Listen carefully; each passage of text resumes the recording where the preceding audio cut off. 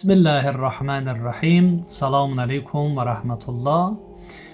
Vilayət mövzusu ətrafında bir çox şeylər danışıblar, bir çox mövzular açıblar, bir sıra dəlillər ortaya qoyulub. Məsələn, bu sözün anlamın keçdiyi yerlərdən biri də Qurani-Kərimdə Maidə surəsi 55-ci ayədədir və Allah Teala belə buyurur ki: İnnəmə vəliyyukumullahu və rasuluhu vəllezine amanu'llezine yuqimunə's-salate və yutunəz-zekah və hum raki'un. Sizin vəliniz yalnız Allah, onun peyğəmbəri və iman gətirən, namaz qılan və ruku halında zəkat verənlərdir. Vəli yəni vilayət sahibi. Yəni vilayət sahibi. Biz bu ayənin Əhl-i Beyt barəsində olduğu barəsində danışmayacağıq. Çünki zaten bu bir çox dəlil və mənbələrlə isbat olunmuş bir məsələdir ki, burada Əhl-i Beytin imamətinin dəlilidir. Bir çox mövzular barədə kitablar olsun, videolar olsun və bir çox məsələlər yer alıb. Bu barədə də danışmayacaq. Yəni vəlayətin mənası, həqiqi mənası barəsində danışmaq istəyirdik. Kiçik bir mövzu ilə, kiçik bir video rolikə ki, onu sizlərə hazırda ərz edirik. Yəni vəli, yəni vəlayət sahibi, yəni bunların sizin üzərində vəlayət haqqı var. Mənası budur. Vəliyyukumullah, yəni vəlayət haqqları var ki, Allah Teala bunları sadalayır, özündən başlayaraq peyğəmbər və iman gətirən, namaz qılan və ruku halında zəkat verən şəxslər. Bu bir sırada gətirilir, amma ardıcıllıqla. Bir də var, biz mövzunu ümumiyyətlə başa düşməkdən ötürü gərək insan, şəxs həmin sözün kökünə qayıtsın. Həmin sözün həqiqi mənasına qayıtsın. Düzdür, vəli barəsində bir çox şeylər sadalayıblar və yerlərinə görə fərqlənir. Amma vəlayətin həqiqi anlamı nədir və əsli anlamı nədir? Rağib İsfahani Əl-Mufradat kitabı məşhur kitabdır. Ərəb dili lüğətinin, sözlərin, kəlmələrin həqiqi mənaları və nə cür, hansı yerdə istifadə olunması barəsində Əl-Mufradat kitabı məşhurdur. Yəni bu kitabdan istifadə olunma məşhurdur.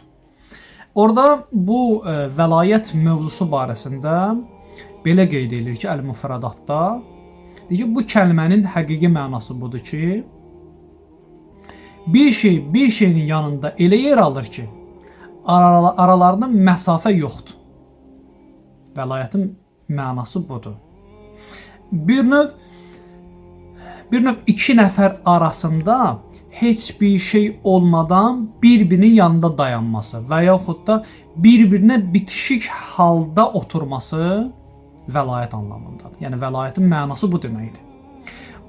Bu məna həm maddi mənada istifadə eləmək olar, istifadə olunur, həm də mənəvi mənada istifadə olunur. Məsələn, şəriətdə muvalat sözü var. Təharətdə, məsələn, dəstəmaz alan şəxs müvalata riayət eləməlidir. Ki, bunu bir çoxumuz eşitmişik bu məsələni. Müvalata riayət eləməlidir. Müvalat da elə vilayətdəndir, vəlidəndir. Ona görə müvalat nədir? Müvalat o şey deməkdir ki, bir şeyin ardıcıllığı arasında fasilənin pozulmaması. Ona deyirlər müvalat. Yəni, görürsünüz, şəriətdə dəstəmaz alan bir şəxs barəsində qeyd olunur ki, müvalat qoruması şərtdir. Yəni, bir nəfər dəstəmaz alır, üzünü yuyur, üzünü yuyduqdan sonra fasilə vermədən qollarına keçməlidir.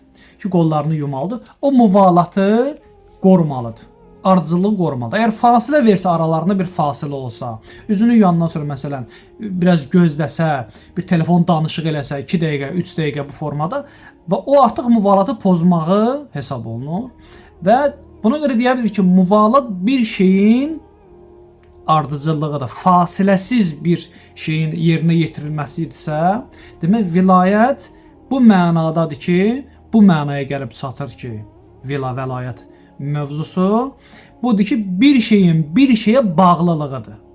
bir şeyin bir şeyə yaxınlığı mənası. O həddə yaxınlıq mənasındadır ki, aralarında heç bir məsafə yoxdur.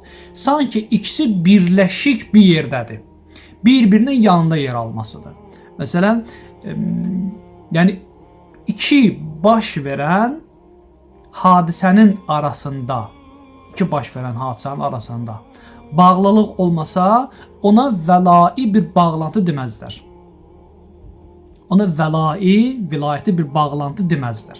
Çünki o ikinci hadisənin birinci hadisəyə heç bir bağlantısı yoxdursa, heç bir birləşməyi, bir-biri ilə aidiyyəti yoxdursa, ona bir belə bir bağlantı, vəlai bağlantı deməzlər. Vəlai bir əlaqədə zəruridir ki, bir yerdə zəruridir ki, bir-birinin ardınca baş verən hadisənin arasında bir rabitə olsun. Ona deyirlər vəlai bağlantı. Ki, inşallah gələn mövzularımızda bunun ardını sizlərlə bölüşəcəyik inşallah. Allah amanında qalın.